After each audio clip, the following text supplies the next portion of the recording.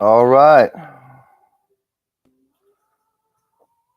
We are back for the follow up to 1973's The Exorcist. Exorcist 2, The Heretic, is famous for being hated. Um, so tonight we're going to discuss why, and also why, since 45 years have passed, we can look beyond that and enjoy the film for what it is. So we're about 45 seconds into this. I'm hitting play on the Scream Factory Blu-ray. Thank you very much. Shout out to Metatron 1970 for letting me borrow it. Okay, beautiful titles right there. Now, that is the original Warner Brothers logo that starts The Heretic. And again, we get the red, beautiful font and these opening titles. No Ellen Burstyn, but Linda Blair and Max von Sydow are back in John Boorman's Exorcist 2, The Heretic. So this comes out the same year as Star Wars, later on known as Star Wars A New Hope. So you can imagine that this movie was ahead of its time. And by ahead of its time, I mean it was out of time. I think people are starting to change the word on this film. And that's thanks to home video and getting really nice remasterings and releases by companies like Shout Factory. So this time we have William A. Fraker as the director of photography. And he shoots Polanski's Rosemary's Baby. Ennio Morricone is doing the score, very creepy, but it makes you kind of giggle, that weird vocal and the opening titles. It's spooky and weird, but it's also goofy, strange. And the whole movie's like that. Now, this release also comes with a second disc of Boorman's recutting of the film that some people saw on home video. It opens with a nice exterior shot of some of the first Steadicam work moving up this mountain that they're on in Peru or wherever they are. But we don't get that in the theatrical cut, unfortunately. It just starts with us in this place. And the lighting in this movie, I would compare it to something like um, Nightmare 5, The Dream Child. Just really dreamlike and gothic. Right from the get-go, if we accept this film as a dream, it begins to make a lot more sense and we can just go with it. So right off the bat, we get our exorcism. Maybe that's what Exorcist 3 should have done instead of uh, doing the crazy ending with the exorcism in that movie. They could have just opened with an exorcism. Silencio. I love the Christmas lights or whatever is going on in this place. It's absolutely wild. And whatever's painted in the background, those symbols, they almost look like Veve. So there's a hint of the Catholicism mixing with the indigenous culture. There's a hint of that. And this is goofy and, interesting special effect, but is the look on her face here, that always gets a laugh. But it is creepy. It's scary. If you see these films when you're young, it might be better than seeing them now. Because look at that. So the iconography, what is that woman? She's in the flames doing that. Here's Linda Blair.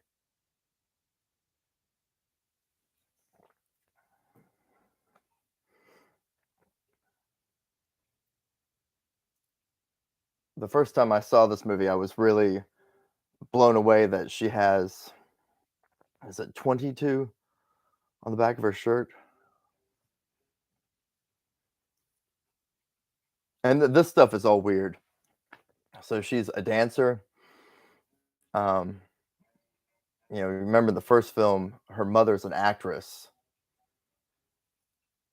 and I guess if she herself was an aspiring actress, it would be too meta. But right off the bat, like just really weird. It's like, what are we watching? Um, so this is Louise Fletcher, who kind of looks like Ellen Burstyn, replacing that character with this doctor, Doctor Tuxton, something weird like that. And all this is very futuristic and sci-fi looking. These crazy sets, these glass rooms, and everything's shot with these telephoto lenses. So again, everything's flattened and soft focus. Look at that with the like honeycomb hive mind. I don't know what all this is supposed to be suggesting. These lights everywhere. There's lights, and it's all blown out. You don't get to see that in movies all the time.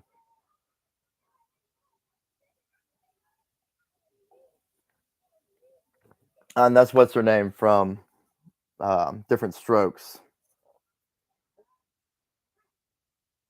Who has a really great scene later on with Linda Blair. It's kind of the standout moment of the entire film. And this movie, we get a lot cooler production design and the sets and the clothes that they're wearing. These things actually look a little more comfortable. I will say they don't give me that itchy vibe. And I imagine this would probably be about the point in Linda Blair's career when she was dating Rick Springfield, because she'd be about 17 here. Really overplucked eyebrows, but she looks really nice. Um, and I can only speculate about her love life, but she was never married. And she that doesn't mean she doesn't have a ride or die, but she has an animal sanctuary, a dog charity, which is really cool. And I just like to think that, of course, she never married because she's Linda Blair. Like every man's gonna put her on a pedestal and just drive her crazy, she's Linda Blair.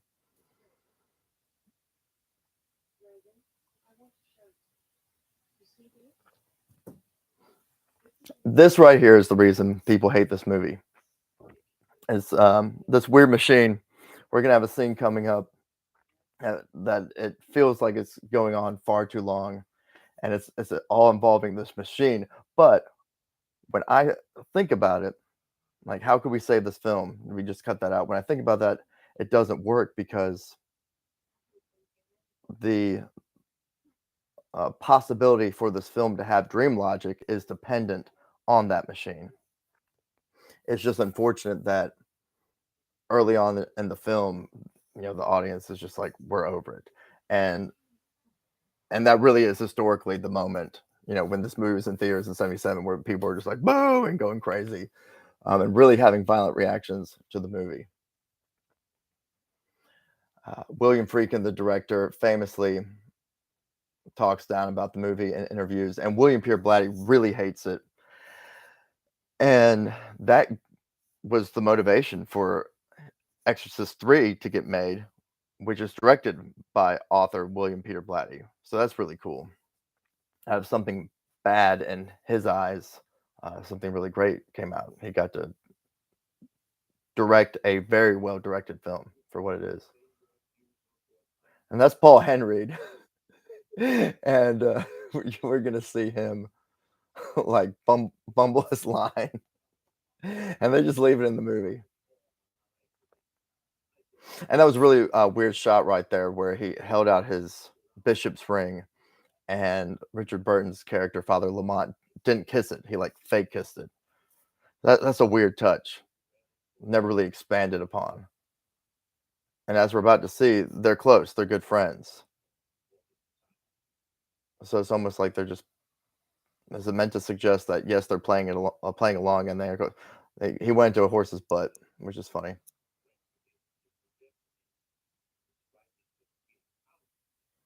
But they probably just had Paul Henry for like a day or something. Um, and I imagine Boorman's the kind of director who probably doesn't mess around. He gets just a couple takes and they move. But this really cool cinematography, what you'd call one of those Spielberg oneers. Um, how the camera was turning and it's all been one shot this whole sequence. So it's pretty cool. I think in that alternate cut I was talking about, that's cut down from 2 hours to like 101 minutes. You don't get all that. I think this scene is cut down,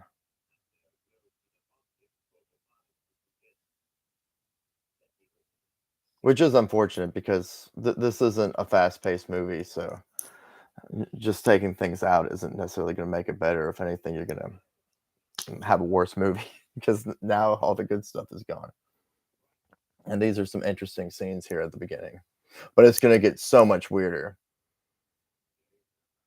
If anything, people have to love this movie for the Ethiopia sequences and James Earl Jones. But people probably go into a trance when they watch this movie, even if they watch the whole thing. So they probably don't remember a lot about it. So if anybody watching does not like this movie, how much do you really remember of it? I'm just curious because again, a lot of what I'm saying tonight is pure speculation.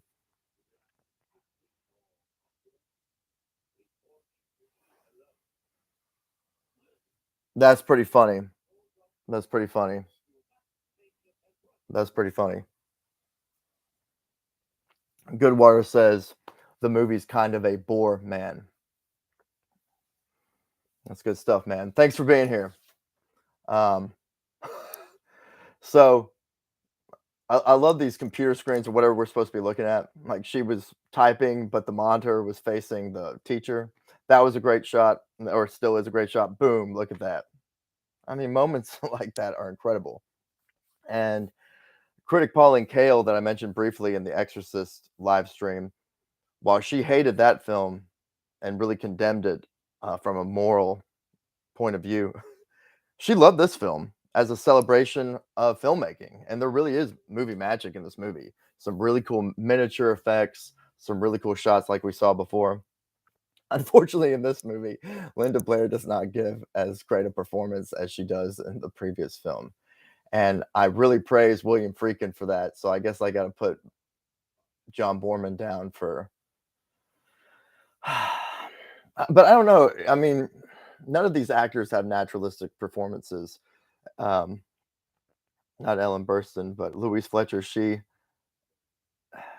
I don't know if she's wooden in this movie. She's sleepy. She's sleeping in this movie, but I think she's meant to be. It's supposed to be a sleepy movie. We're watching a dream, or at least we're about to, which is my opinion. But I'll go more into that when we get to that scene I was talking about earlier that bored audiences in '77, but to the point that they rioted, is that people weren't as complacent back then. Instead of getting online and complaining, they tore theaters apart. Allegedly. A lot of that comes from William Friedkin, the director of the first film, who is a liar. Great storyteller, but a liar. That Morricone stinger right there. Evil. Some great images here. You could recut this and create a trailer for a Giallo. Um,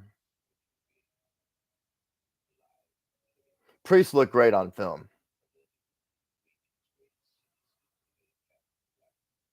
I mean, what do y'all think of the movie The Right? I've seen that a couple times with Anthony Hopkins. Uh, I I don't particularly remember liking it, but not I don't dislike it either. So I wonder if I just uh, think cassocks and Roman collars look really great on celluloid. There's a horse.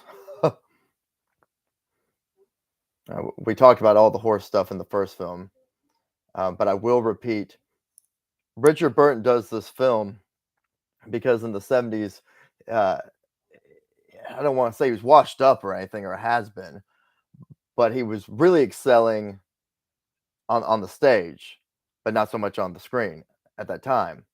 And he was getting accolades for the play Equus.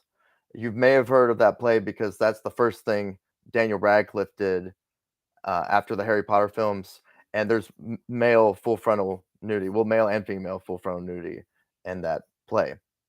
So, uh, so Richard Byrne plays that role. No, I'm just kidding. So Richard Byrne plays the psychiatrist uh, and that work, and he wanted to get it adapted for the screen so it could be a big comeback for him.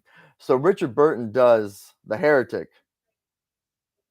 for Warner Brothers in exchange for, yeah, we're going to make this happen. And Sidney Lumet comes in and directs Equus.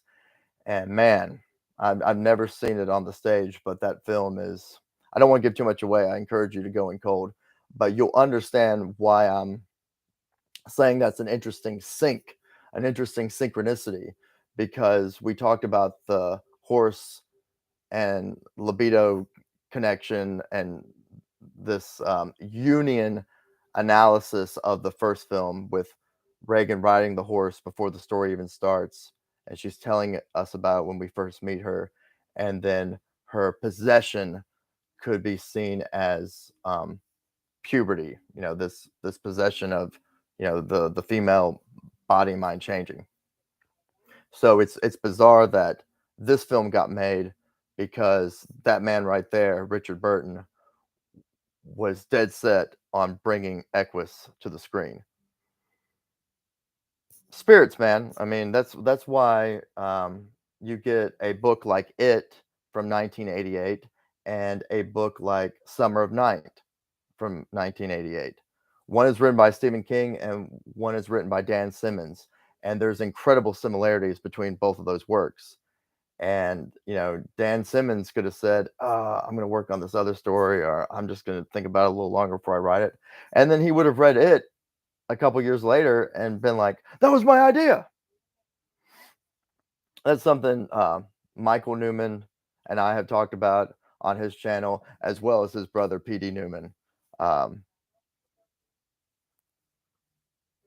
it's all right. Okay, okay, okay. Good Water is killing it in the comments. If you are tuned in tonight, you are getting two shows at the same time. All right, so that's our bad boy right there. I don't even know what that thing's called. It's probably called like the Inoculator or something. Um, but it flashes. It does this like trance-inducing flash and takes them inside into their subconsciousness. And something's about to happen in this scene. Not really our inciting incident. It's not really the first plot point, but it's kind of like the first event. And I believe from that moment forward, we are in that machine. We are in this sci-fi medical black magic thing that's happening right here. And if you're watching this for the first time, you might be like, "Man, what this scene goes on forever and ever." But I don't know if you give into the rhythms of the film, and it's goofy, right? It's goofy. Like, watch this. And there's also some interesting mirroring things here that could appear boring, but there's doppelganger stuff in this movie. So,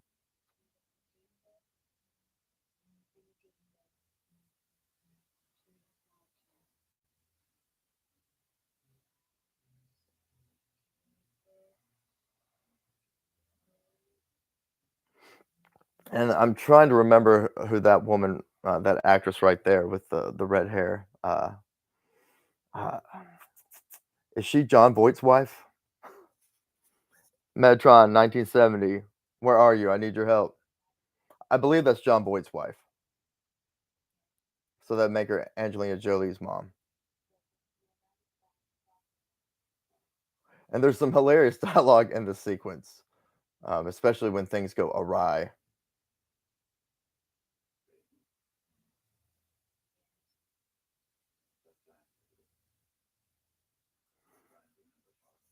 You'll notice Richard Burton, his arms never move, and uh, I've read and heard that he did that on stage to bring attention to himself because everybody else was acting so big. Oliver Reed is another actor like that who talks very low. But you can really see this film is a great example of his acting because there's a lot of great wide shots like this. Just uh, Boorman, when he is on point, can compose a shot. And he's also got William Fraker. I love Linda Blair is so expressive with her eyes. She does some really wild stuff with her eyelids and eyebrows in Savage Streets.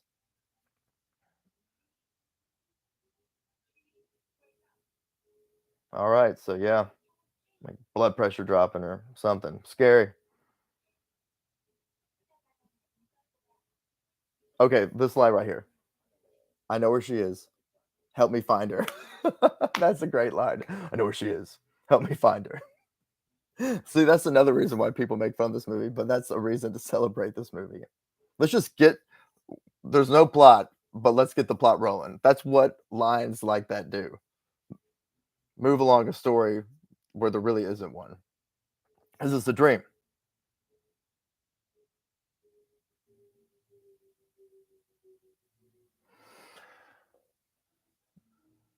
And the movie is from Father Lamont and Dr. Tustin. I'm not Tuscan? The Louise Fletcher and Richard Burton characters, the movie's from their points of view. There's a little Linda Blair in there, but the movie isn't from her point of view, which it shouldn't be. Just like with the first Exorcist, his eyes look right there, like he looks like he's about to cry.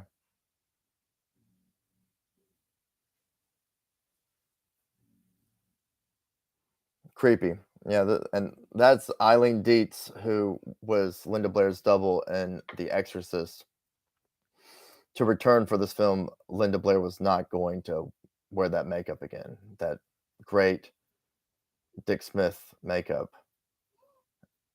And I love just this phantasmagoria right here, and I love how so. I told you in the last night's live stream, this film everything looks like a set at Georgetown. This house, but I love how through the window you can see the bridge that we see from the dissolve of Iraq to Georgetown. The first one, I love that, and then these awesome just in camera. I mean, it's the technology that gives you the ghosts and the haunted mansion at Disney World. That's what you're seeing right now, and it's also mirrored and echoed in that facility that our heroes are in with the glass windows everywhere, the glass walls that with no lights out become these black mirrors that reflect these shadows. So everything you're seeing right now is shot on some kind of sound stage where they have multiple things happening at once and they're reflecting in mirrors to get these shots that you're seeing. These aren't layered shots. They would look much more grainy and rough. And this Scream Factory Blu-ray really highlights what we all knew when we watched the crappy DVD that this is a good looking movie if only we could see it.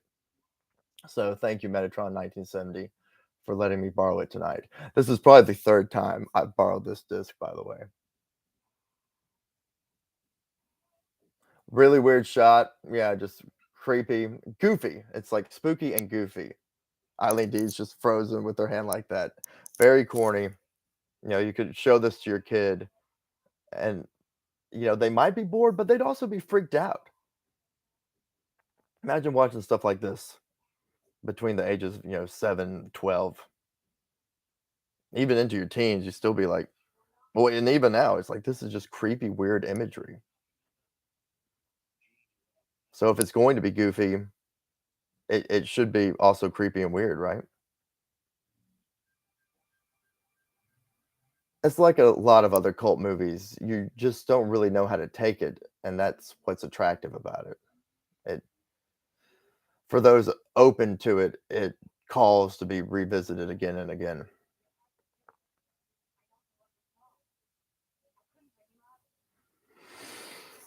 So again, just so you know where I'm coming from and what you can use as training wheels to enjoy this film, I'm looking at it that everything now that is happening within a dream that's been induced by this machine, this mind meld kind of dream thing. Basically, that box in a way is an exorcist. It's like science's exorcist.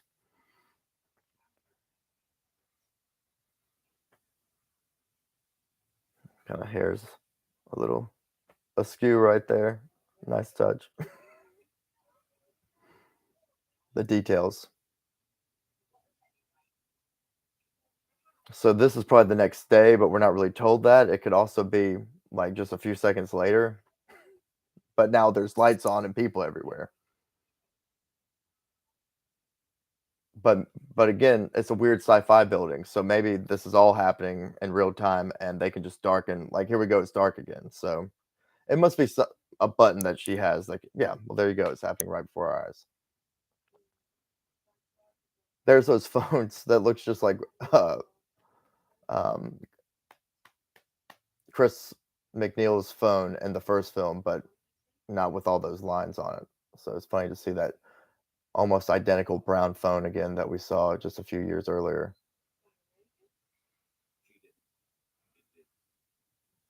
Those still arms. He's like a puppy dog. He likes feeling that tight jacket around him. Great.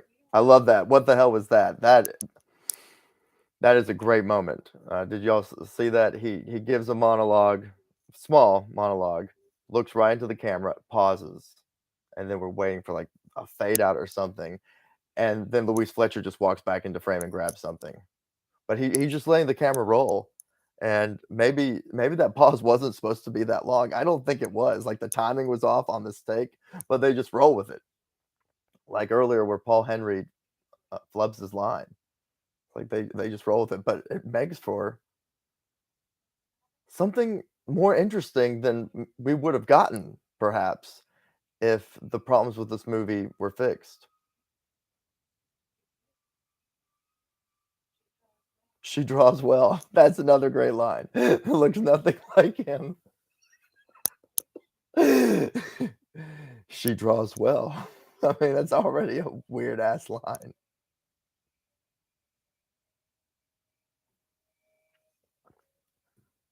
There's a giant teddy bear.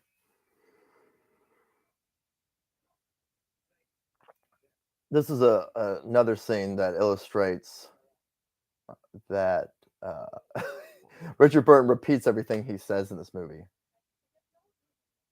So more of that doubling. Um, there's mirrors and reflections, doppelgangers. We're about to see that drawing of Reagan's contrasted with Richard Burton and the fire that's actually happening. So another um, as above, so below. This is in the real world. This is on um, the not real world.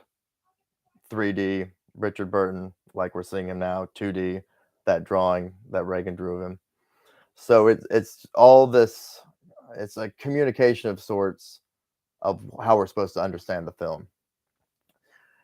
And The Exorcist, like we talked about last night, has some of that exact same stuff in it.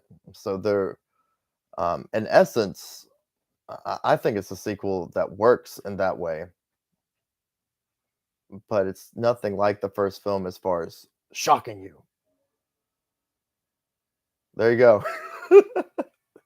He's still totally still. He's still just he is swinging, but he's still totally still. Love the fence shadows on her face, man. Love seeing live fire on set. Louise Fletcher's just in there with the extinguisher while he smacks at it with a crutch. Now that's an odd detail. Why? I mean, I guess it makes sense that crutches would be in a hospital. I love this shot beginning right here. This is one of my favorite parts of the movie right here. I was dying to see this in better definition from the first time I saw this. This is another one of those oneers, one take. And it's very much like something that Steven Spielberg would be doing in the 70s. So a little Jaws influence, perhaps. So the camera has not cut. More of those big lights, big pulsating, moving lights, white, totally washed out. Ooh, look at that! Just like the thing we saw. So that's a hint that we're in a dream. We're still in the thing. We're still under hypnosis. The camera is following them now. Now we're behind them as they talk. I love the movement there and the way it's being shot. The color, that cherry red, looks like to be an album cover. After Hours, like a jazz 45 something.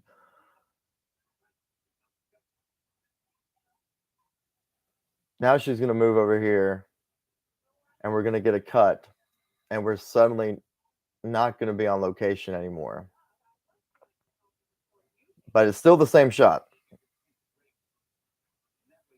And with the real live city behind them, I love that. Here we go. Now watch this. The shot actually goes on longer than I remember it going. It's still going. It hasn't cut yet. There we go. Now I don't even think that's a blue screen. I think that's like rear projection. I don't know. It's ridiculous though. So of course this is a dream. And of course this is specifically designed to be taken as something that is not real. This is Bram Stoker's Dracula level. I mean, it's more subdued, but as far as just it's not on that level. I take that back, but nothing is. But it's much closer to that than most movies, as far as like there's constantly some kind of effect. Like even here, this is camera movement looking down at the city. It's just a camera moving around on a tripod, but it's made to look like a demon is flying. Like okay, so it's on a crane or dolly of sorts, and they use a dolly and a zoom to create this kind of crane in shot on Linda Blair's face, who is dreaming right now. And what is this? Is this her dream? I think that's what the movie's trying to suggest.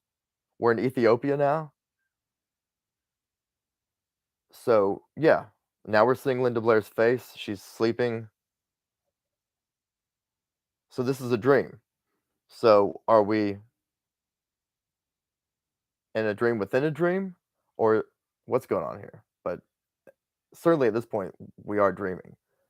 But there's Father Marin. So that's what Max von Sydow would have looked like in 1977 without the old man makeup. And they shoot the first movie in 73. Look at that. Ooh, that's more of that the facial charisma of Linda Blair. I'm telling you. I guess John Boorman was just letting her be herself, and I love him for it. I wasn't trying to put her down earlier, but it's a polar opposite performance to what we get in The Exorcist.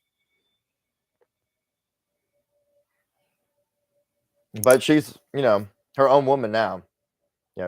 Still a girl, on the cusp of womanhood, but she has agency, and she's kind of campy.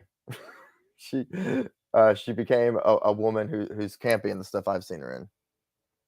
Oh, thanks, Metron. He's here dropping us the Pauline Kael quotes. Thank you so much.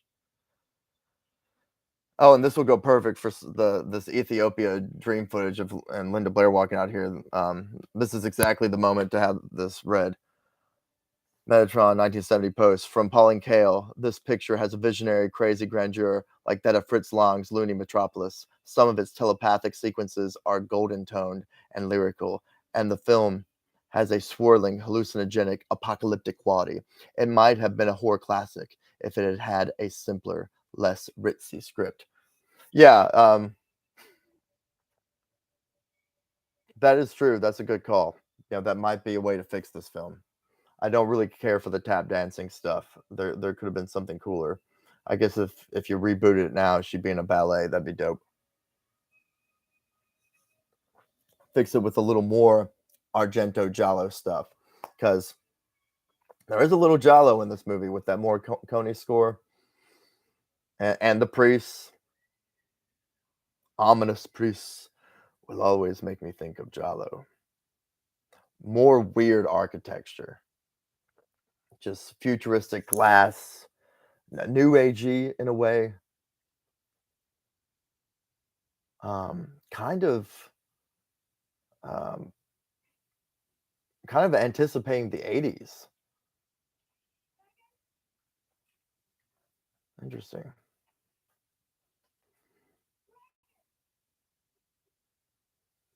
Cool dove houses.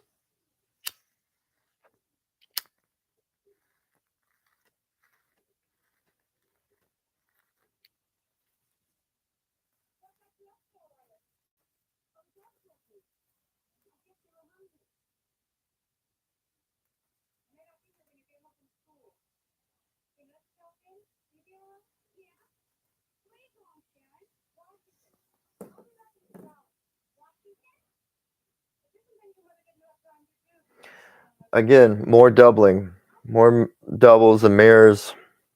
You expect Roy Batty to be around the corner.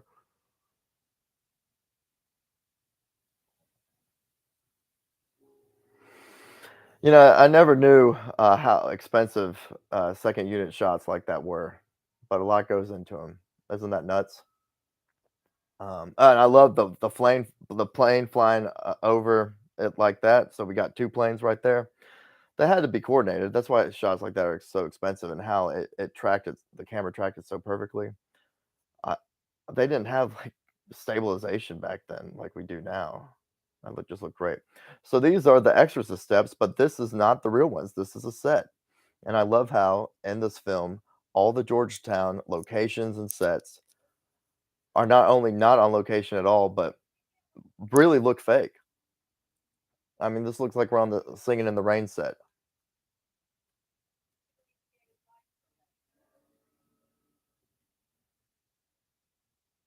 I love what she's wearing, this weird raincoat thing. She looks like she should be in The Innocents.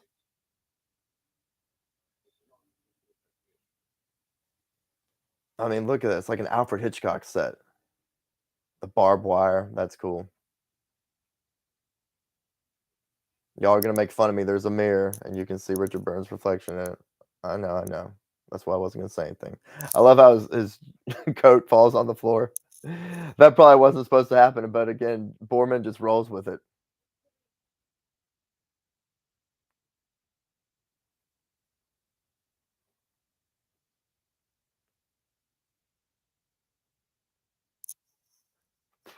So things like this, there's no music, and they're kind of creepy to me.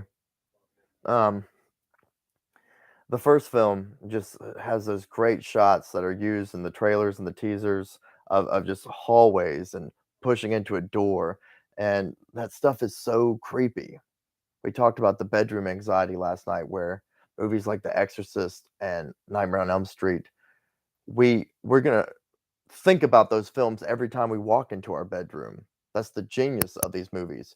So there's some moments and sequences like this that really tap into that well and are genuinely creepy.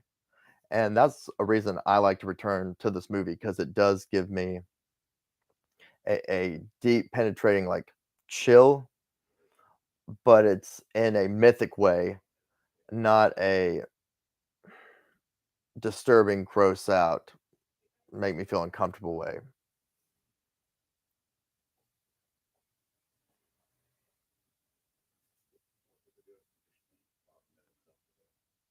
I don't remember that statue in the first film. That would be interesting to go back and look and see if that's there, because I do not remember that. Going up the stairs right there was an alcove with a cherub in it. And if, The Exorcist is this demonic film, Captain Howdy, Pazuzu, I'd say this one is more of something else. I guess it's the good locus. What would have been cool is if Reagan McNeil becomes an exorcist. That's what the franchise should have done. You know, Demon Slayer, bad bitch, exorcist, Linda Blair. I mean, geez Louise. You can't win them all, though. There's so many possibilities, so many things that can happen, but, um, we don't get to see her potential, but the movie hints. Well, the movie doesn't hint it. That's the point of the movie is evil is coming at her because she's so good. Just like with Kokumo, who we will meet later. That's James Earl Jones' character, Kokumo.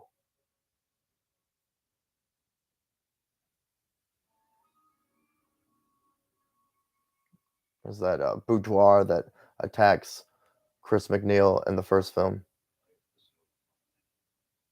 So they do a good job of replacing all the iconography of the first film and having it look so fake and set like in this movie makes that even more special in a way.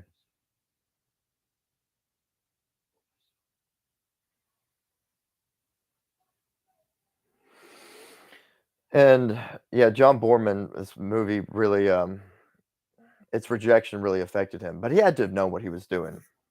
But well, maybe he thought people understood him because he does Zardoz before this, and Zardoz is a movie that people hate too, but it's been having a it's had a cult following for much longer than Exorcist 2, I would say, because people have always liked Zardoz, I would think. It's so loony, but it's an anti-sci-fi film, just like Exorcist 2, The Heretic is an anti-horror film. But last night we called The Exorcist an anti-genre movie, while it still had all the familiar beats and tropes. So there's a lot of paradoxes and inconsistencies, but that's what makes for some good entertainment and looking at a film beyond just the one film, because a movie like this you're always going to compare it to The Exorcist. There's no way we can look at this film without talking about 1973's The Exorcist. What's up, Michael? We were talking about you earlier, man. Thanks for being here. I can't remember what it was, but it was something we had discussed on your show. So yeah, y'all subscribe to the source I spoke with. Really good, good stuff. If you're a writer, I love it. What's up, man? What's up?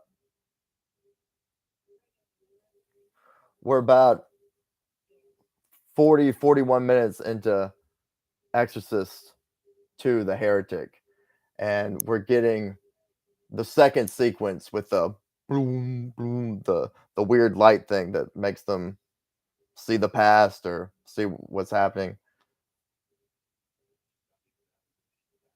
So yeah, now you can really see that that's what Max von Sydow looked like in 1977.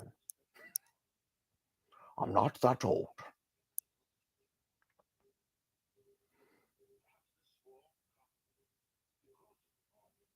And you'll have to forgive me. I love all this stuff where they're in Ethiopia. This crazy like locust shot. That's got to be some kind of blue screen, green screen process shot technology. Um, where they somehow have the locus fixed in place. And I imagine scientific photography was doing the same thing to capture images of locusts flying. So it's probably where some of the idea came from to capture images like that for this flick. It's a really cool dress that Linda Blair's wearing. I don't know what you call that, but with a weird surreal movie like this, we can get better fashion and we do get it. Everybody looks sick. And I don't know what those things are. I'm sure I've read it on IMDb a million times, but as you can imagine, they had trouble getting shots of locusts coming down on people. So right there, it looked like I don't know they were dropping like pieces of like leaves. Now that's cool. That kind of looks like bugs flying around. Those are real. Pazuzu. This part will make you laugh, but it's creepy and weird. I am Pazuzu. Okay, look at those contact lenses there. We don't really get to see them much in the first film, if at all. I don't remember seeing yellow eyes in The Exorcist when we watched it last night, but this film does it a lot. Where else do you see those yellow contact lenses. Pazuzu. You see them in Return of the Jedi with the Emperor. Now, there's a certain serial killer named Jeffrey Dahmer who wore those yellow contact lenses. Oh, and then Exorcist 3 that William Peter Blatty directs, the author of The Exorcist, that also, to a great extent, uses those yellow contact lenses. And correct me if I'm wrong, but I believe it was Return of the Jedi and Exorcist 3 that Dahmer would watch over and over again. So that's super creepy.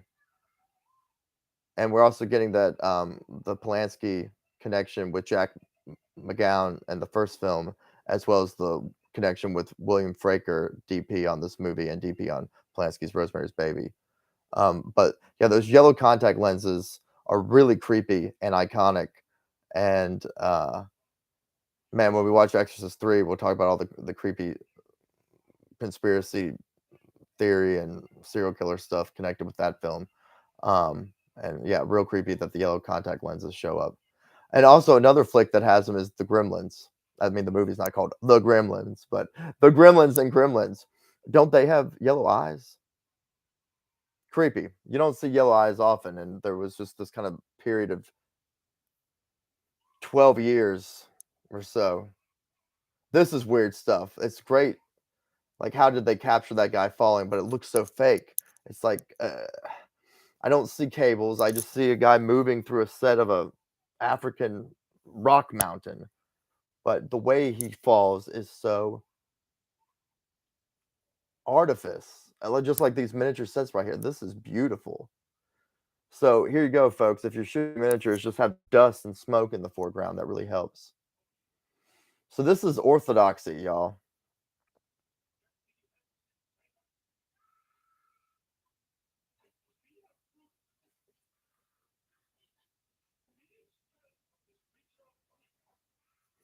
The Ethiopians had already added a Jewish cosmology to their own beliefs, so that when I believe it's the Apostle Andrew, not for sure, entered Ethiopia, they were ready to receive the gospel. So Ethiopia has been a Christian nation longer than anyone else. I love that shot where the demon flies out and they're chasing it and comes out. That's just a great shot. More great, scientific photography of locusts. It's a very watchable movie, but people call it boring. Oh, look at those miniatures with the sun, and that sun looks just like the inoculator. Well, I'm just gonna keep calling it that. That pulsating machine, that light bulb right there. They even let it pop up on screen to remind us, like, here we are. We're in the thing. We're in the thing. And even if you don't subscribe to my belief that the film that we're in a dream right now, so much of this movie is either someone is dreaming or they're in this machine, that we are literally in dreams and hallucinations within the film. I'm just saying all that stuff itself is happening within in a dream at that certain point at the beginning of the movie. Maybe I'm wrong. Maybe it happens later, but I don't think so.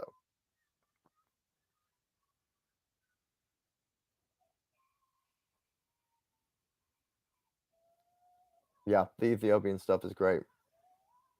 I borrowed my friend's Blue. Um, yeah, shout out to Metatron 1970.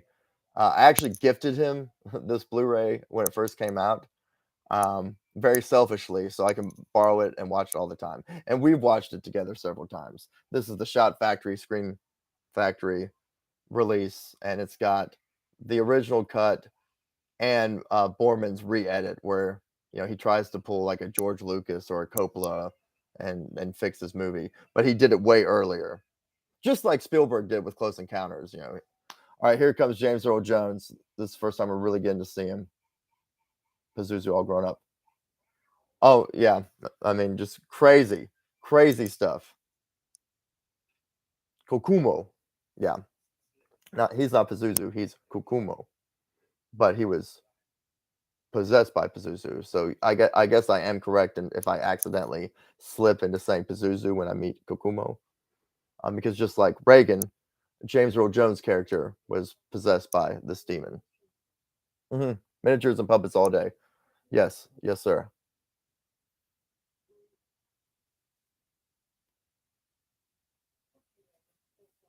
I don't understand what you mean by did Michael Jackson use them in Thriller? Are you talking about? Oh, I got you. I got you. The yellow eyes. Yes, sir. Yes, sir. Yes, sir. Michael, I've never even made that connection. And of course, it's gonna be somebody like Michael Jackson. Yeah, the yellow contact lenses. There's something going on there with that. We talked about Chris Knowles, his articles on the first Exorcist, and how the reason why we had people freaking out when the movie first came out, but then they never do it again, as far as like passing out and like hitting a chair as they go down, breaking their jaw, and people throwing up, is because the government was testing out sonic warfare on its own people and using a horror film as a cover. This film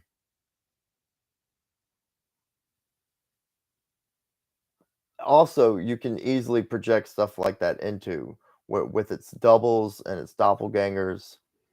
Um, the the artwork on a lot of the promotional material trailer has an image of Linda Blair and Richard Burton's faces overlapping, and one eye, two of their eyes become one eye because they're overlapping, and just so some really weird monarch kind of stuff. I haven't noticed any butterflies in this movie yet. We have seen a horse. So, those of y'all that have been following our discussions, especially between PD Newman and I on The Exorcist, you'll know that there are certain motifs to be looking out for.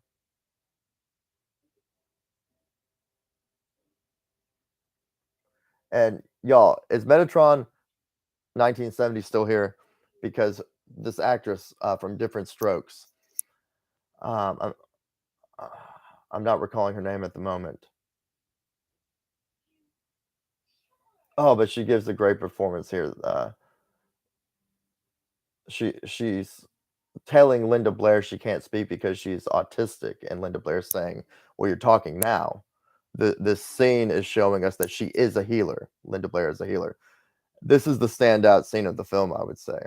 And with Morricone's score, um, it's just beautiful. And this is an interesting moment with the mom coming in and hearing the Dar speak. She's horrified. She's in awe. This is a great example of where the awe and awesome comes from. Look how this woman goes to immediate fear. We've got to get her home before she stops talking. Her father will kill me. I love it.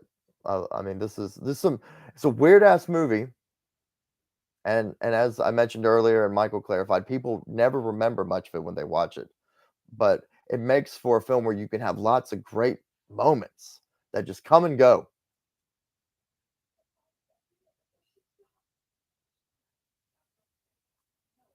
We just got kind of a unmotivated zoom right there, where the camera zooming in, so the actors don't have to do anything. Um, Luckily, we're not getting as many zooms as we had in the first Exorcist, which I think is one of the greatest movies ever made, and it makes sense why they're using the zoom because 'cause they're going for that documentary TV look. But thank God this movie doesn't do it too much. She was talking on the inside, and now she's talking on the outside. I love Linda Blair's kinda Southern accent. I don't know if she was from, like, Baltimore, but I imagine it's someplace like that. "You got a little South in you, girl."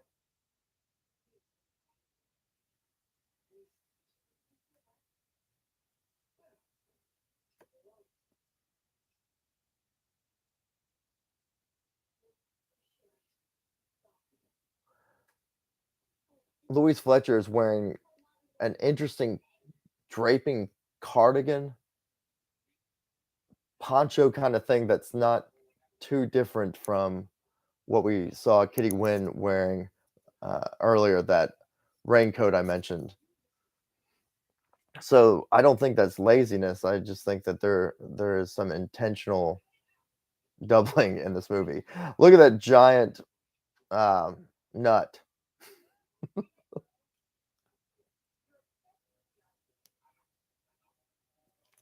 I'm not obsessed. I'm not. Richard Burton repeats everything he says in this movie. Just more of the same. Oh, that's why Linda Blair has 22 on the back of her dance outfit. When she was tap dancing at the beginning of the movie, she had 22 on it. I don't, or I mean, it's a jersey or something.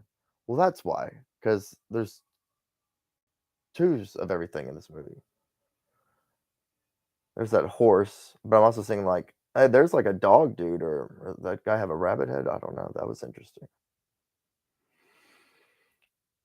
Now they're at this like museum of natural history with like, I don't know if that's a taxidermy elephant or all this stuff is fake.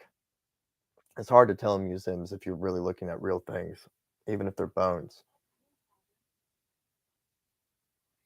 Some Giallo vibes. Again, you could take these images and recut them and do a trailer for a Brian De Palma movie that doesn't exist.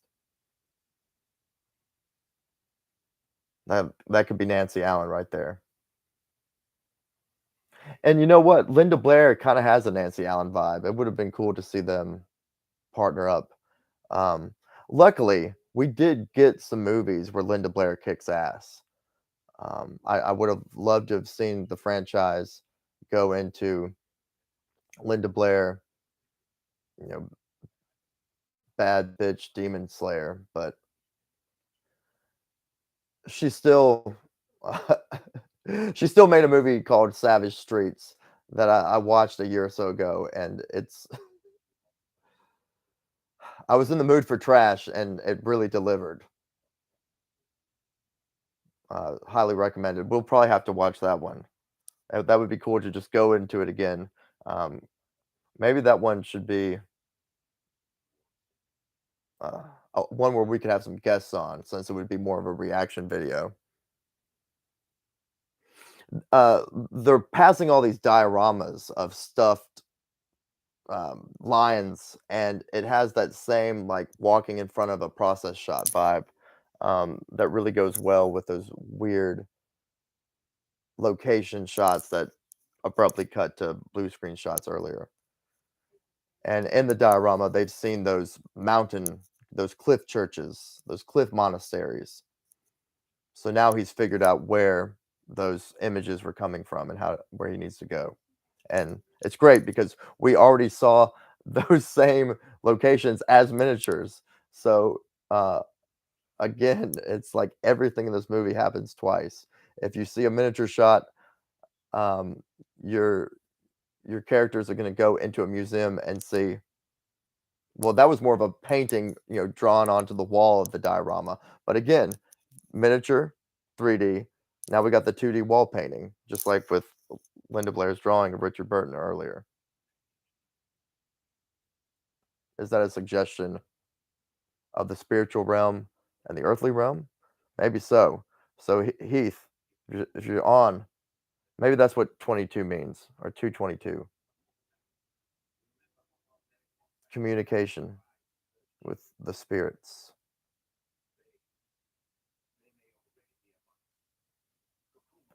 We're back in Paul Henry's office, um, and the background is, or the wall of his high ceilinged room is a fresco of the crucifixion.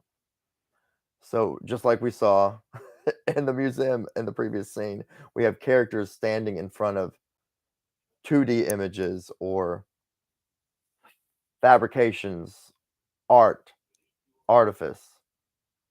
There's a mountain in the background behind Christ that kind of looks like our Ethiopian mountain. A room like this, I imagine, had no ceiling. I believe on the commentary, Boorman talks about how they only built what they needed for the shot. So we were probably seeing, and that shot right there, that was probably as wide as they could get the camera without revealing that there was only like 3 walls there. Oh yeah, now Richard Burton's going to Ethiopia, so we're getting more Ethiopia stuff, which is great, and more of that beautiful cliff monastery. Cool matte painting and some actual location footage with people walking around the bottom. This whole it's weird, like a this crevice. I don't know what you would call it. It's like they're climbing up a mountain, but there's another side of the mountain behind them. Um, when Richard Burton grimaces like that, he looks like William Shatner. But anyway, it makes for these really cool images of people ascending the mountain, but also plummeting to their deaths. More doves, just like we saw in the skyscraper apartment where Linda Blair lives. The kids are like, is that the baptismal or do they just have a pool up there? Because that's pretty dope. See, I love all this. It's like I want to live there. Look at that bread. That bread looks delicious. There's a goat. They're probably gonna eat the goat on Pascha.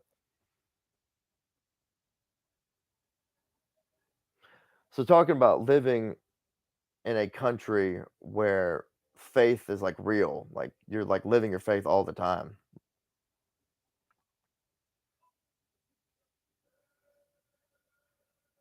And you can see that those are Ethiopian crosses around their necks. They don't look like the Eastern Orthodox cross.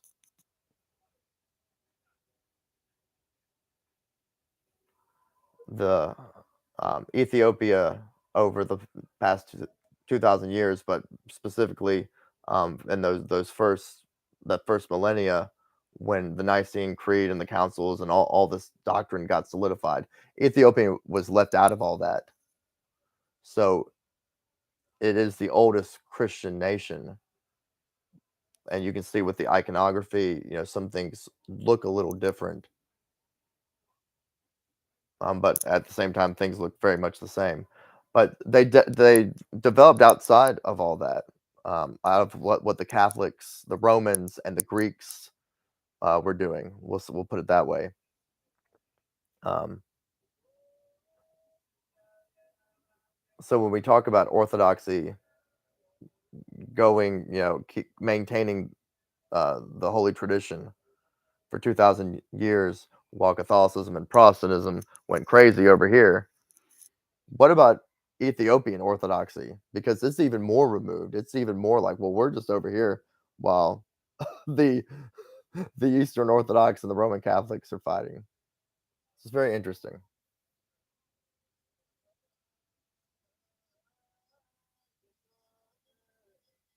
Mm,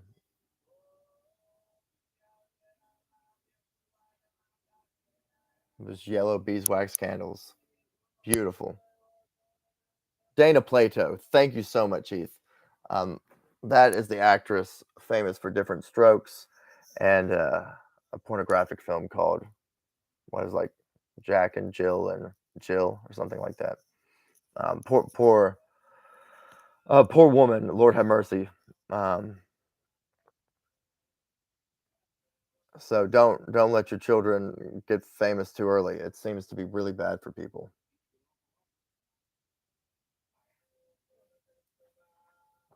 But Dana Plato is great in this movie as that autistic girl that Linda Blair gets to speak.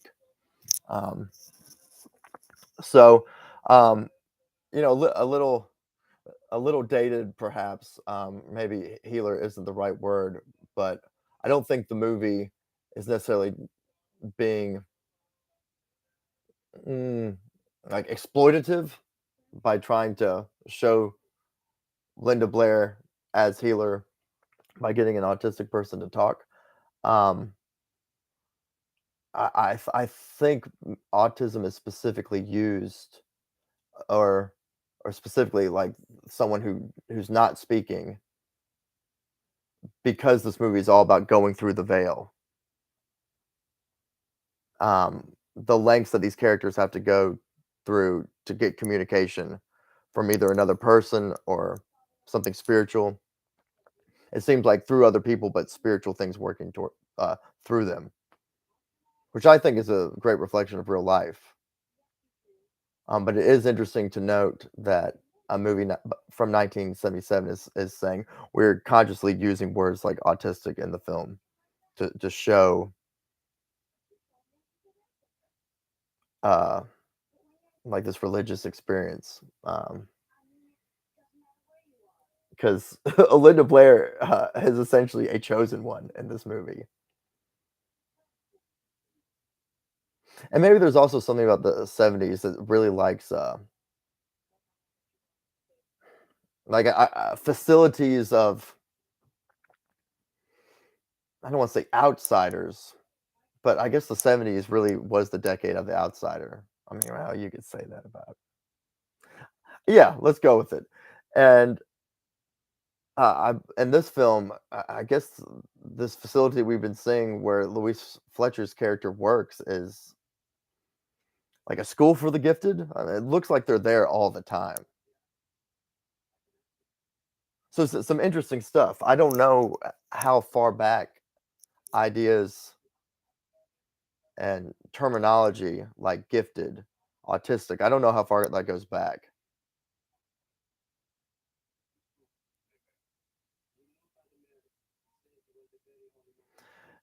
And so, as far as I know, everything that we're seeing with this guy, I think he's probably a bishop, maybe. This Ethiopian priest, or maybe he's a hieromonk. This looks correct as far as what he's wearing and that staff that he's holding.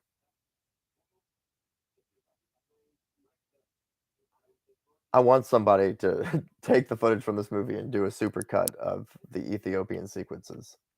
There really is just some beautiful images in this movie, and you could do all kinds of fun stuff with it.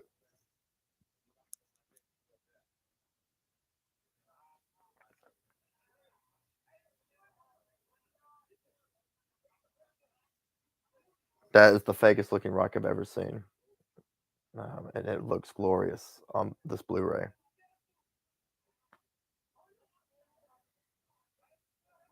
This scene, this scene is also ridiculous. Richard Burton's character is about to, he's not going to be able to communicate. Uh, so going back to what I was just talking about with the character who goes from not being able to communicate to Linda Blair helping them break through, you know, Richard Burton is going to say some just idiotic stuff to that bishop. And it's just one of those irritating things that happens in a movie where it's like, what? Why would you say that? Either a character doesn't give information to another character so that character misunderstands, or they present truth in the wrong context and that causes a misunderstanding. It's quite frustrating, but in a movie like this, it just makes for something really funny. So we're finally seeing uh, Linda Blair dancing again. Before she was practicing. Now she looks deranged. Like I guess John Boorman's like, yeah, give us some jingle jangle, and she's all like, ah, nah. Linda Blair's just she makes some crazy faces, and I don't mean that in a mean way. It's cute, but again, that's why Linda Blair never got married because I'm sure every guy was saying, things to coddle her when she should have been hearing, "You goofy girl." No, I just if you can't tell, I have a crush on Linda Blair. I think I was probably 10, 11, 12, and was terrified of whatever The Exorcist was. I just knew that it was a girl in a hospital gown with a scratched up face and that she lived in my attic and she was called The Exorcist. That's all I knew about it. Because I would see like models or dioramas, stuff like that on the internet when I'd be like looking up gremlin toys or something. But at some point, I guess when I was 16 and actually saw the first Exorcist, I was like, oh yeah, um, just kind of a crush on Linda Blair. Maybe not like full out in love, not like Fairuza Balk in love, but I think in my formative years, you went from being terrified of Linda Blair as I entered puberty, and by the time I was coming out of it, it was like, okay, I'm ready to be imprinted. I imagine that's what happened if I had to psychoanalyze myself.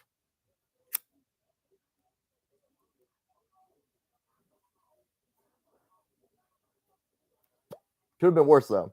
I could have been imprinted by Ellen Burstyn.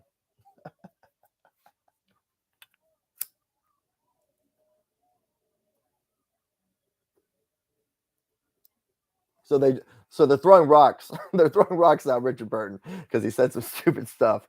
True. He told them that he knew the guy who fell earlier, they found his skeleton, and he told them he knew that because he saw it in a vision on the wings of a demon. Pazuzu, I've flown on the wings of a demon. So of course these folks who believe and know, like they're the real deal Christians, they freak the fuck out, and it totally makes sense. But the movie needs them to do that. And uh, Linda Blair's having like an ET moment where she's feeling Richard Burton's pain, but she's feeling it even worse, and she's falling on the floor. And I guess that's happening because they went through that synchronizer. That's what it's called, the synchronizer together.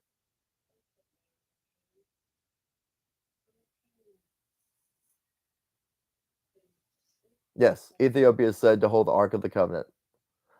There's a great book called Unknown Empire by Dean Arnold, W. Dean Arnold, Unknown Empire. Great book. Came out 2019. Great book. Um, you would probably like it. I'm not sure how many times Dean has been to Ethiopia, um, but he discusses it in his book. He discusses the history of Ethiopia. He discusses it from the point of view of an Eastern Orthodox lay clergyman who lives in Tennessee. He's also Jay Dyer's godfather.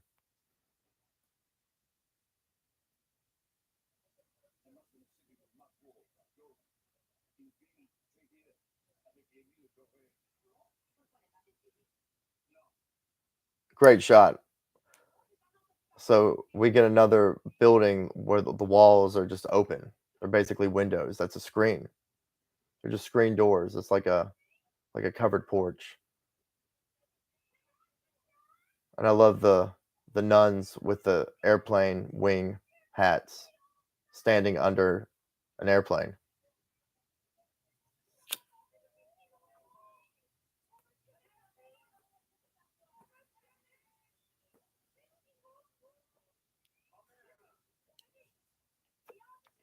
Everybody's favorite Beatty.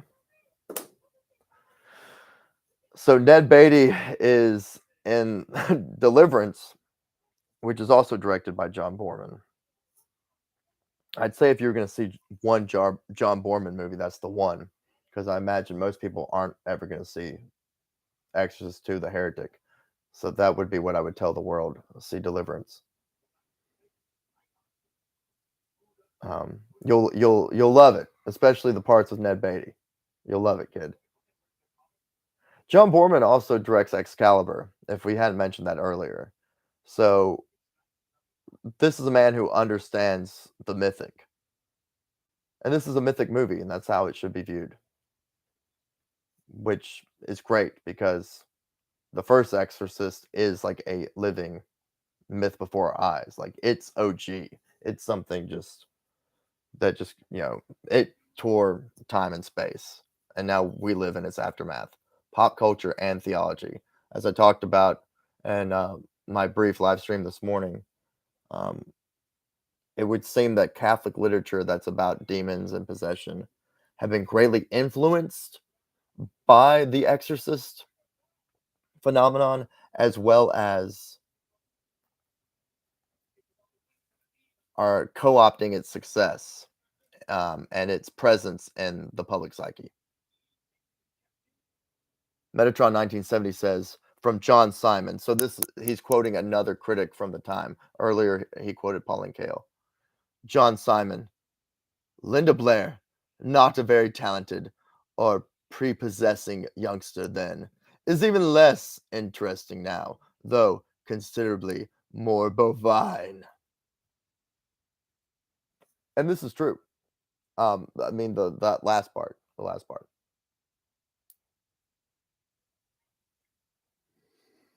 I imagine John Simon was homophobic, and an actress like Linda Blair, who's so campy, she she would have been just great in something like The Birdcage. Oh my god! Like, could she have been in Goodfellas? Maybe, yeah, yeah, but not as she is in this movie. Kokomo? This is the kukumu scene. For those of y'all who aren't watching it, kukumu. And like earlier, we're gonna get a moment where a character walks off frame. So Richard Burton did what Louise Fletcher did earlier, and then another character stands in the middle of the frame, and the camera just kind of holds from it. That part is cut out of Boorman's recut, which is unfortunate. I know he cut it out because he saw audiences laugh at it, but it's unfortunate because that's one of my favorite moments in the movie. That's everybody's favorite moment. Kokomo.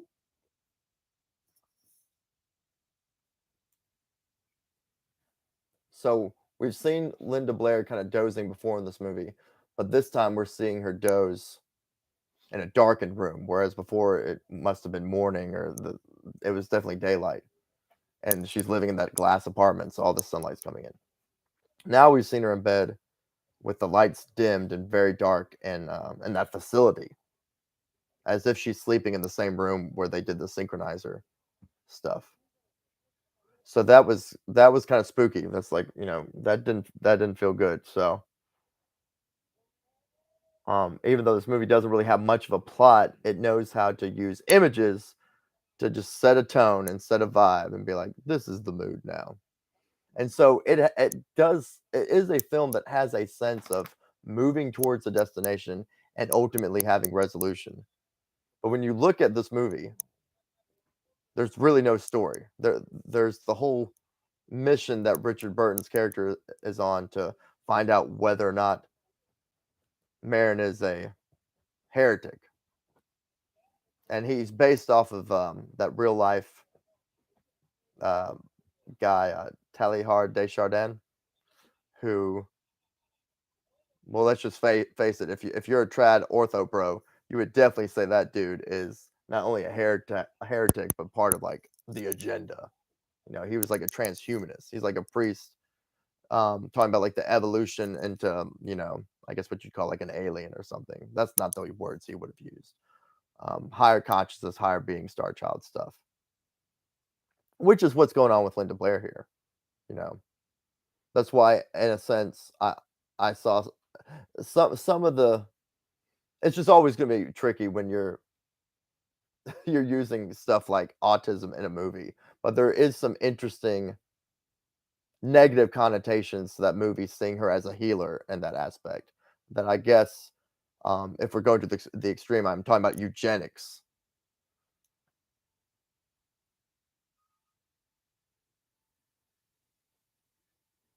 So so there is some weird darkness there, and I don't know if that's the period, um, where just anything sci-fi is gonna have a Nazi vibe. There we go, and how Richard Burton comes into frame, and not only is he standing and to get a kind of a flare from the artificial sun, but he's moving back and forth, so the sun is pulsating at us just like the light bulb on the synchronizer.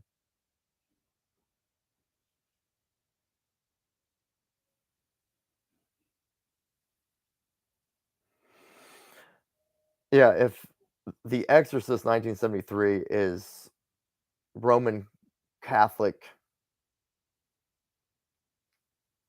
Exorcist 2: The Heretic, I guess you would say, is New Age. It has an awareness of something somewhat obscure like Ethiopian Orthodoxy, and at the same time has like all this crystal shit everywhere, um, and this openness to be brushed by the wings. It seems like it's more from the perspective of seekers, somebody who's interested in mysticism but isn't in any established initiatic society. It's a real fever dream of ideas and investigations, and again, I think that's why the movie does take us for a ride, because it's an instance of a work of art where the creators are asking questions and allowing the medium to take them somewhere. That's how Stephen King would describe writing, I would say. He can tell me I'm wrong, but that sounded like a very Stephen King way of looking at creating something. Not really having a destination, but having questions. So you can't see this, some of you, but James Earl Jones is wearing a locust headdress, but it looks more like, I guess it's supposed to look like real flesh, like it's made of a giant one, but instead it just looks like he's wearing like I don't know, almost looks like a snake head. It's kind of a premonition of Conan. Oh, okay, we got some more John Simon quotes. Max von Sydow, Kitty Wynn, and a number of others deserve some sort of recognition for being able to play parts of surpassing absurdity without bursting into mad laughter. Some of it is indebted to Jesuit mystic Teilhard de Chardin, specifically referenced in the film. Um, so it would seem to me that John Simon he name drops von Sydow and Kitty Wynn, and also a number of others. So I imagine he sees these people as serious actors. You know, he liked Panic in Needle Park. He liked The Immigrants. So he's gonna kiss their ass. They're also pretty Anglo-Saxon, so I don't know. I'm just gonna keep calling John Simon homophobic and racist all night. Don't you dare talk shit about Linda Blair. I'm the only one who can do that. I'm not gonna repeat her Rick James her part and Rick James' story and Rick James' part in her story. I'm not gonna repeat that. If you want to research it, it's just a click away.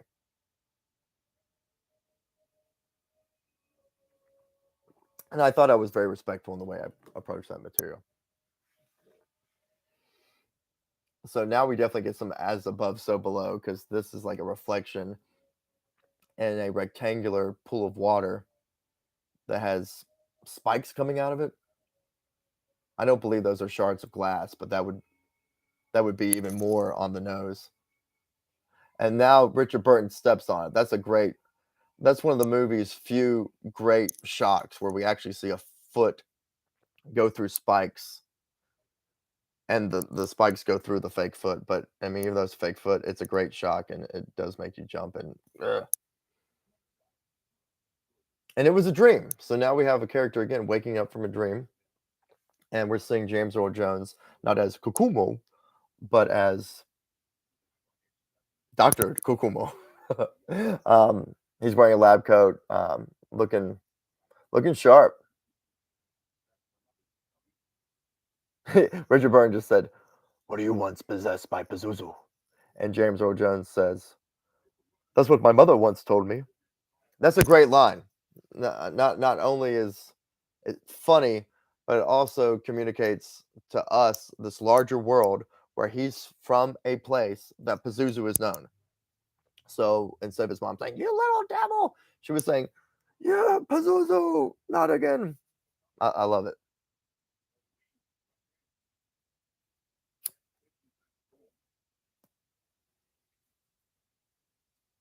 Tonight I'm smoking a cigar from the Dominican Republic. I don't think there was really any information other than it was a rejected Cuban. And as you can see, it goes out quickly. It's really easy to light. It's been a mild ride. Very nice.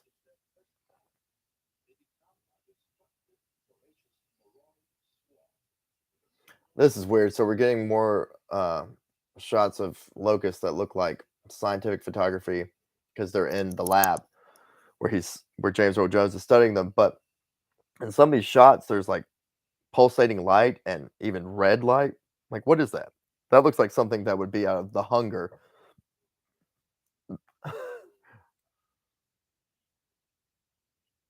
But I think it's in there because the movie is telling us over and over again this isn't real. You're seeing something artificial. Light bulbs again, blown out light bulbs, just like that sun in the sky. And the walls are all made of windows, so we're looking out through the lab wall into the Ethiopian city. So is that Addis Ababa? I don't know where they're at, but maybe that's where they're supposed to be.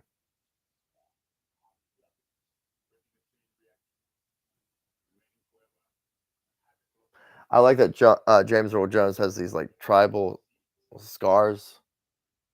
Um, I don't know if that's correct, like, an actual initiatic thing that a young man's rite of passage would entail, but I like the image of him as this, like, working man, white collar scientist in the lab with the, for lack of a better word at the moment, tribal scars.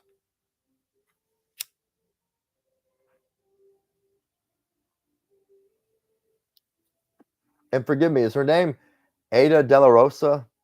I don't think that's right. It's something like that. She's the woman who sings on a lot of that Ennio Morricone music from the 70s. That like she does Argento's Bird trilogy, or Animal trilogy, Bird with Crystal Plumage, Cat Nine Tails, Four Flies on Grey Velvet. I'm sorry. I don't think she's on Four Flies on Grey Velvet because that's more of like a prog rock score that Morricone's doing. But Cat of Nine Tails and Bird, there's beautiful vocal work on those soundtracks. And my favorite of all time is not an Argento film. It's a movie called The Night Evelyn Died, and it's scored by Bruno Nicolai. And he uses Ida Della. Forgive me, I don't know if I'm saying that right or if that's her name, but the title track of Evelyn is beautiful, and her vocal on it is maybe my favorite of all time.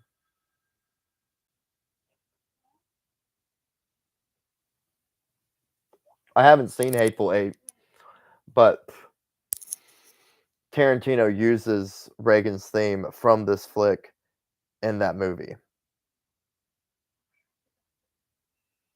I don't wanna hum it, because we might get, demonetized.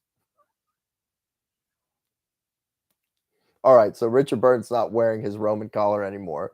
Instead, it looks like he's wearing a shirt from Metatron 1970s Closet, and by that, I mean this MF looks like Mickey Rourke walking up in here. Wow, the collar, you can really see this on the blue. The collar on his shirt is even a different pattern than the blouse of the shirt.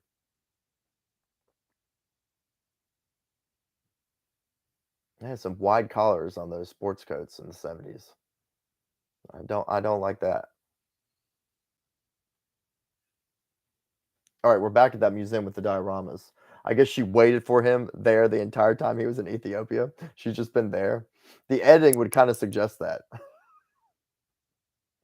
Oh no, she's got a bag like she's been shopping. Oh, she was in the gift shop the entire time. There's a really cool face. I don't know if that's a clown face. It's two feminine faces on either side of Linda Blair's shopping bag right there. So again, more doppelgangers. And they look like Joker's victims. They look like sexy models, but with Joker makeup. Very 80s too. Like those famous drawing portraits of the lady, and like the background and her skin is totally white and she always has black hair. Y'all know what I'm talking about? It seems like it was everywhere. I saw them a lot in the 90s, but I think they're from the 80s. Those faces look like that.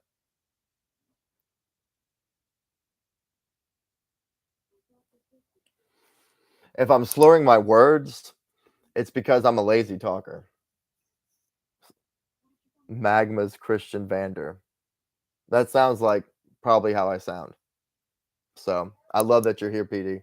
We are we're approaching an hour and a half into the film. So if we had watched Boorman's recut, we'd only have about 10 minutes left.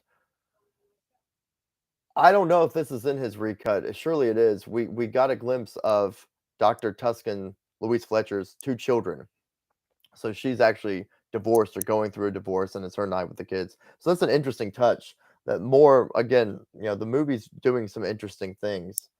Um, you know, I'm really fascinated how we have gifted children, we have divorced families. That's a really good shot right here, about a minute, approaching a minute 28 seconds into the film, of her shopping bag.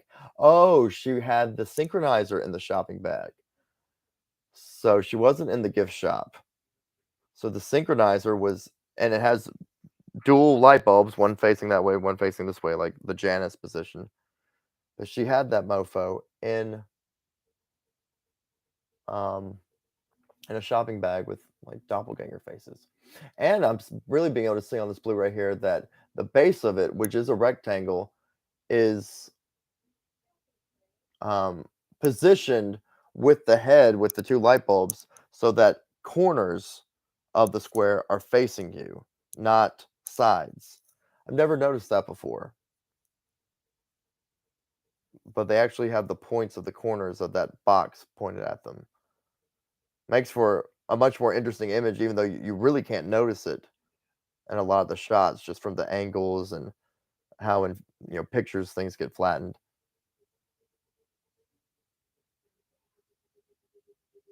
But for the symmetry of the film in these shots, it works because, like, right now, they're in a hotel room, so we're getting kinda Lolita vibes right now, and Richard Burton does have a, um, James Mason, he's, vibe himself, um, just a little bit. They're definitely both their own man, but oh, that's a creepy shot. Really weird. Um, that's definitely from the first film. They just totally took now that's fr or no, if it is from the first film, that's something we never actually see in the movie. I think they're just doing a really good job of that wasn't from the first film, they just recreated that shot of Father Merrin getting up off the floor. It wa it makes you wonder, was he killed and then got back up? Like, that was part of the fight that he had with the demon that we don't get to see in the first film? But back to what I was saying, they're in a hotel room right now using the synchronizer, and Richard Burton's just gonna act more and more deranged as the film reaches its finale. And it's like the movie is trying to suggest that it looks like what they're doing is wrong because he's with a 17-year-old and what is Richard Burton 54 in this movie? That was a great shot. So we just went back to the previous shot of Father Marin on the floor that I noted earlier, but then when he goes to stand up, we're in the Ethiopian monastery. And then the camera pulls out to show, oh, it wasn't just a set built that way and lighting. The camera pulls out so we see the floor, and it's definitely not the floor from that bedroom. So that's a shot right there that I don't know how they did. I don't know how they did. I don't see a jump cut, but maybe there is one there. And that happened about almost an hour and 31 minutes into the movie.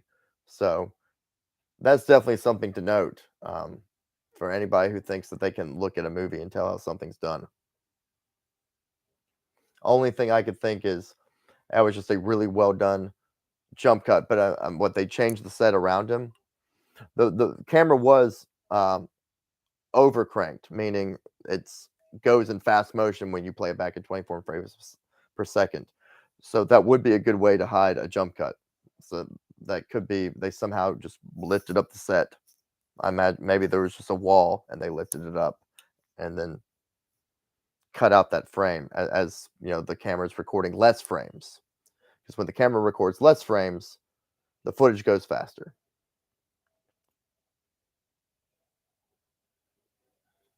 Neely is in the chat, and yes, yes, my monstera does look wonderful. She well, yeah, it's 2 of them now. She had that baby and, actually, she's had more babies, but I have struggled to, keep them going. But yeah, yeah, yeah. Neely Jenkins, everybody, look at those beauties back there. Yeah, they're precious. It's like big old dog ears in your windowsill. And I have, um,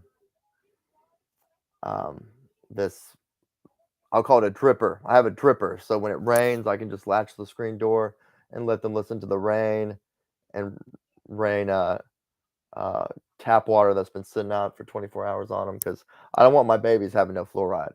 My monstera's pineal glands are pure AF. Mhm. They do be listening. That's why they look so good. Man, because they're probably ready for a bigger pot, but they're just gonna explode once I do that. Um, I've got what I'm gonna put them in. I just hadn't gone to get the dirt and really find a place to set them up. But big things coming, y'all. Big things coming. Mm. So speaking of De Palma and Dress to Kill, you could definitely cut some of this footage into some second unit kind of shots from Dress to Kill and make it like a trailer for a Brian De Palma movie that doesn't exist. Linda Blair has that Nancy Allen premise, and she just ran onto a train.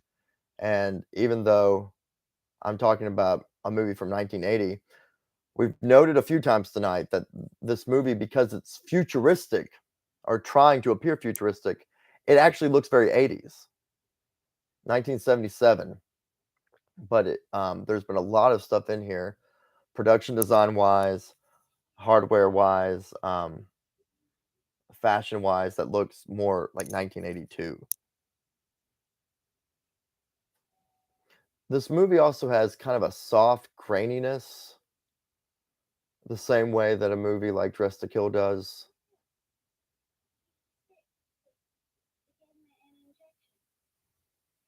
Leave her alone.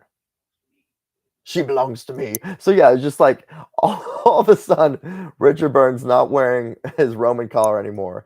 He's wearing this loud shirt under a charcoal gray sports jacket, and he's dragging Linda Blair to Georgetown so they can have the final showdown with the demon. But why is he telling the conductor on the train, "Leave the girl alone, she belongs to me"? I don't It's a different world. I mean, it's just I think we discussed last night that pederasty was more of a thing back then, especially when Linda Blair was involved. So, but that still doesn't explain why he's saying that though. But that's one of the recurring things. Now, here's another shot of a plane flying over. Louise Fletcher runs up to help this bloodied guy on the highway, and as they run into a two shot, this real live plane flies over like Pan Am, and the camera just goes up and follows them. Um, I think it's suggesting that the demon is coming to the apartment. And Rob Egger put it in my head that whenever you hear a jet flying into Georgetown on the score, that is a great shot. What is that? Cotton balls, the plane flying through the clouds right there. That's a beautiful shot. But yeah, Rob Egger talks about how there's subliminal sounds of jets approaching in the first Exorcist, and it's supposed to subliminally make you think of Pazuzu, the demon flying in, from Iraq to Reagan and into Georgetown. And what would you know? Boorman's using the same thing here, and it's very, very subliminal. Um, but it's consistent. It's not a coincidence. So it's a clear director. Those shots are fucking expensive. I already noticed the first one earlier as an expensive second unit shot, but the one we just saw was Louise Fletcher, Academy Award winner Louise Fletcher, 2 years after One Flew Over the Cuckoo's Nest, running on location into a two shot with a Pan Am jet flying overhead. Expensive stuff. So that's a directorial decision. Did Boorman did he understand that Friedkin was doing that in his own movie? I don't know. Seems like more of something that would have just come to him independently, independent of that first film. And again, that's the zeitgeist. That's that's artists picking up on the same thing, putting their tendrils into the air.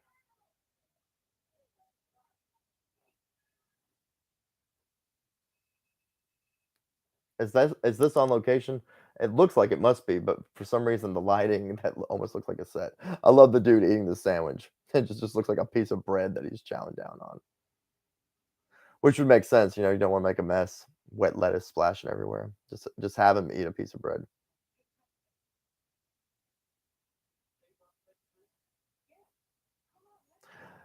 She said 8 Prospect Street. I guess that's the address from the first movie. And the cab driver was like, 8th Prospect Street, he knows it. So that's another cool moment that tells us the people in these locations have lore, they know things. Now that's not the Capitol, that's that's a fake backdrop. The girl has to get home. So Richard Burton's just become a maniac. He's not a character anymore. Again, we're in a dream. None of this is real. We're watching archetypes at this point.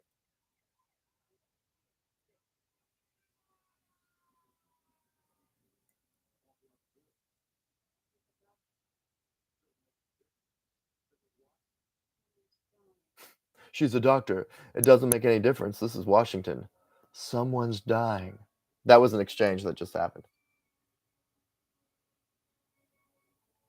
Again, the fake Exorcist stairs with a Greyhound bus, driving on the set. Just these huge sets. This is an expensive movie. I think it still made its money back though. I hope it wasn't a flop. That's a great process shot. They're in the car and you see the Washington Monument going by. That's really well done. Fake, but just really well done. It makes you love that kind of stuff. If you love miniatures, you love optical filmmaking, in-camera special effects. Um, I compared it to Bram Stoker's Dracula earlier, and I know that's a weird comparison to make, but I mean, what other movie is so phantasmagoric? So this is the climax of the movie.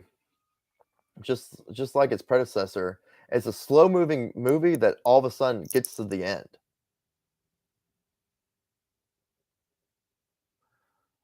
More process shots in the cab going to the house. This car is about to crash because demons can control cars. Just ask Princess Diana.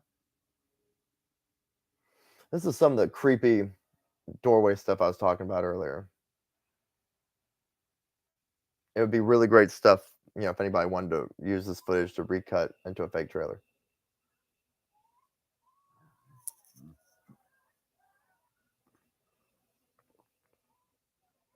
And from this point on, with the locust flying out of the bathroom and the cab crashing, the movie really is just all special effects. It's actually not dissimilar from the climax of Exorcist 3 with the ground opening up and this notion of an abyss.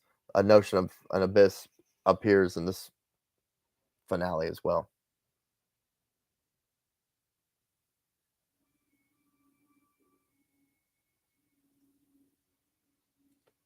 Michael, are you saying the original Time Machine from the 50s also has the yellow contact lenses?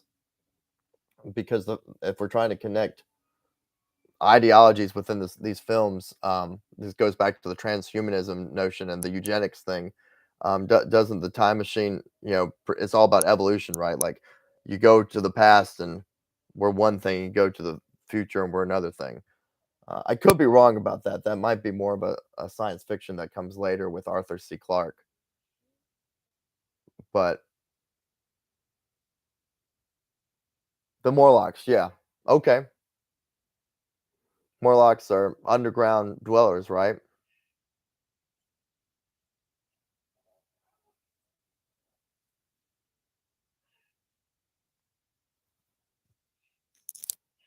Theotokos went out. Did that just happen? Did that just happen? Did anybody notice that the Theotokos lamp went out? I think that must have just happened.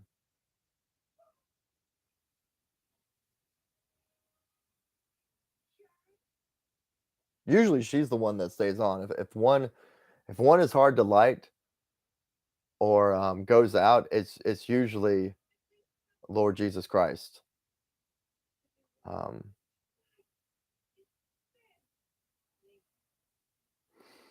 I would definitely think that demons control cats. I would think that demons are cats or cat vehicles. I'm pretty sure My Neighbor Totoro spells that out clear as day. Beethoven, eh?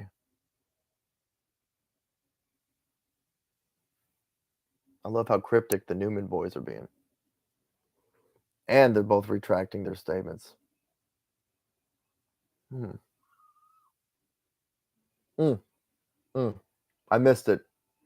But Linda Blair just opened the door to her bedroom and we saw her doppelganger, like from her point of view. It's like the shot from the first movie where Chris O'Neill is opening the door, but this time it's Linda Blair, not possessed, entering her room. And as we heard at the end of the first film last night, she doesn't remember anything. She's okay, and she doesn't remember a thing. That's good.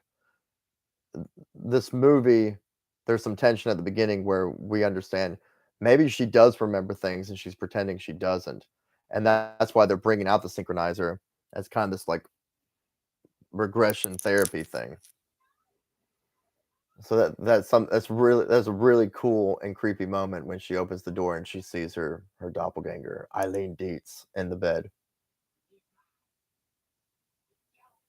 And I don't think this is Mercedes McCambridge returning.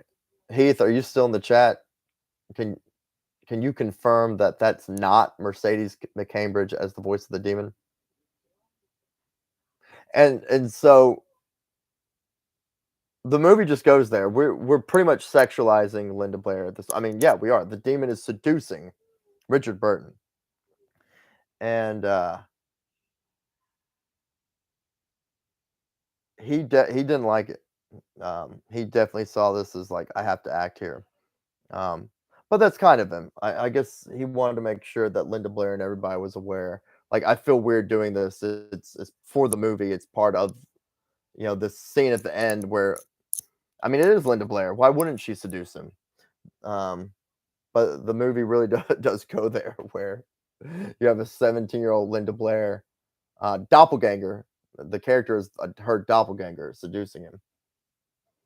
So there's two Linda Blairs on screen right now, and one of them's not a demon. They're both pretty. That would be super creepy if it was like Captain Howdy, Pazuzu, scarred up, green vomit, Linda Blair, seducing him, and him going right for it. Now she doesn't look like she has yellow. Her contacts are a little more green, but that may just be the color timing. The home video version, they may look different. I mean, not home video version, like a VHS.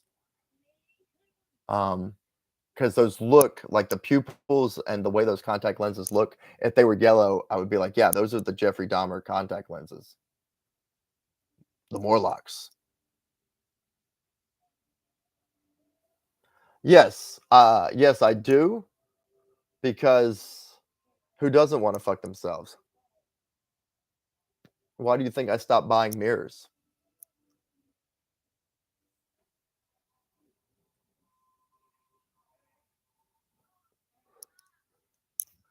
Goodness gracious. It does it does sound like Mercedes McCambridge. Heath is probably watching Different Strokes right now. That There he is. Mercedes McCambridge not credited with voice of the demon exorcist, but does get hmm. That's interesting because when the first one did come out, she had to sue for credit in the first one. But here she's not credited. It's an imposter. If it had been Crispin Glover voicing the demon in the first film, he would have sued Boorman for impersonating his voice.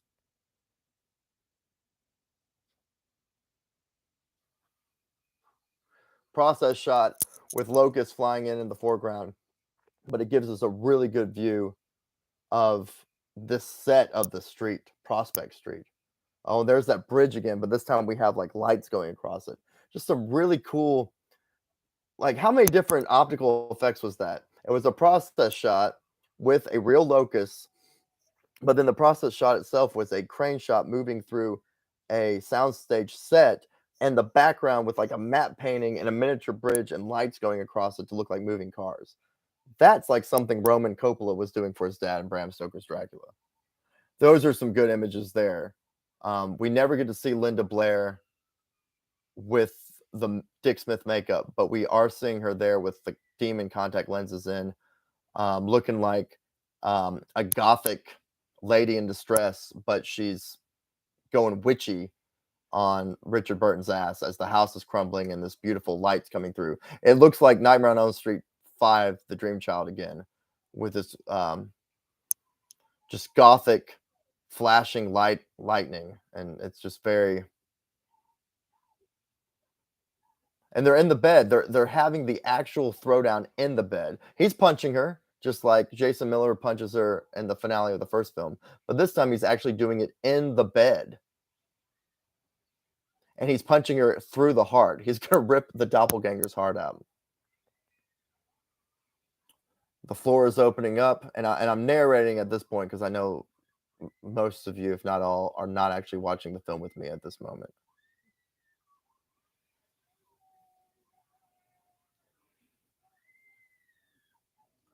Some good stunt work here, and apparently Linda Blair really did fall, and they got on camera, but they couldn't use it because some asshole reached out and grabbed her to save her. And again, we would have all done the same thing. That's why she doesn't have a husband. Like, dudes keep fucking it up. They can't help it. It's Linda Blair. Our biology makes us want to protect her.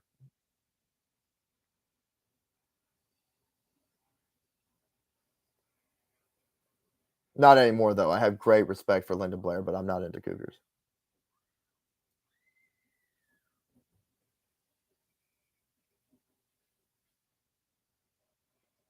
That's not true. I'm sure I could hang. That's not true at all, y'all. I don't want to lie in front of everybody. I don't think what Linda Blair's like older than my mom. Um, I don't think I don't. I mean, she's Linda Blair. Come on, that's a weird shot. There's like I guess a real live locust on Linda Blair's face, but it's like right on her nose, so it's not flattering at all.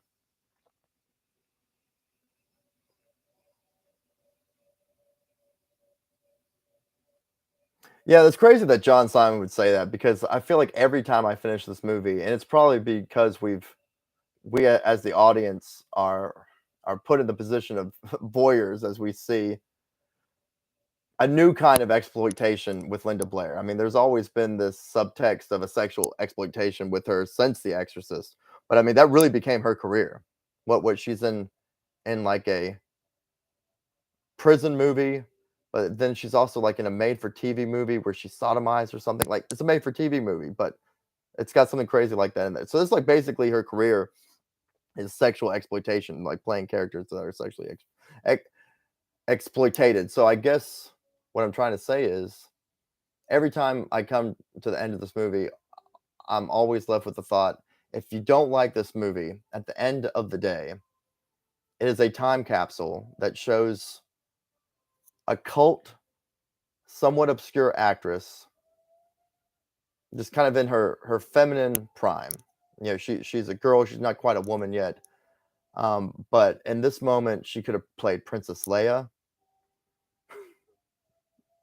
Um, I mean, I'm really just getting visions of like she could have played Lysette Anthony's character in Crawl.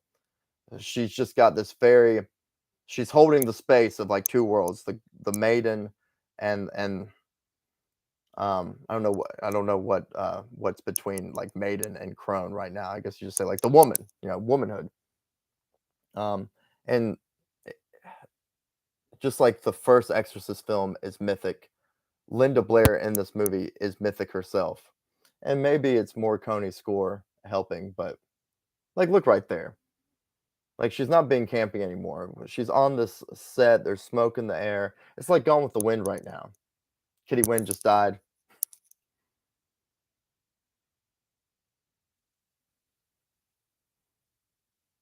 And the movie's utterly silent now too. So it's just and what's gonna happen? Richard Burton is just gonna walk off uh into the sunrise with Linda Blair. So it's not a Lolita thing, but it is like this whole finale of the movie just kind of suggests it doesn't suggest, but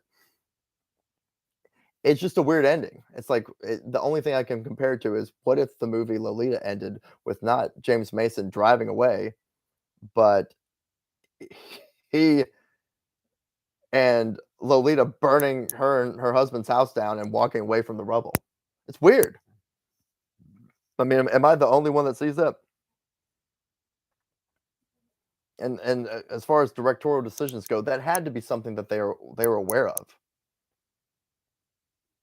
but different time. Maybe maybe they lived in some bizarre world where the financiers thought Richard Burton actually had sex appeal, so they were doing the kind of thing that they did 20, 30 years earlier with was it Jimmy Stewart and Cary Grant, where their love interests are much younger. And just like Richard Burton in 1977, those dudes felt uncomfortable with it too. But I guess it's all about making money, and they thought, that's what people want to see. This is the final shot of the movie. So this is Louise Fletcher's reaction shot to seeing Richard Burton and Linda Blair walk off into oblivion. Like, where the hell are they going? But look, we're getting this pulsating light. For the first time, we're not seeing the light. We're not seeing the source of the light. We're not seeing the bulb. We're just seeing close up of Louise Fletcher's face with police and people all around her. They've been no one's been there. It's been nobody on that street. And now instead of fading to black, it blows out into white as that pulsating light flashes at us. And that's why I believe that this whole movie was a dream, that we're still stuck in the synchronizer. Yeah, here's looking at you, kid. So yeah, thanks y'all for letting me indulge my thoughts on that, because um, it's inescapable. I mean, I don't know the timeline, but sometime soon when all this is going on, and Linda Blair's dating a 24-year-old Rick Springfield, Don Johnson is probably about 22, 24, and he's dating like a 14-year-old Melanie Griffith, much younger than Linda Blair. Linda Blair and Rick Springfield, we're talking about pederasty. There's something else going on with Don Johnson. And I hope I don't have the details wrong. If I do, forgive me. But man, I guess it's all the disco music and cocaine.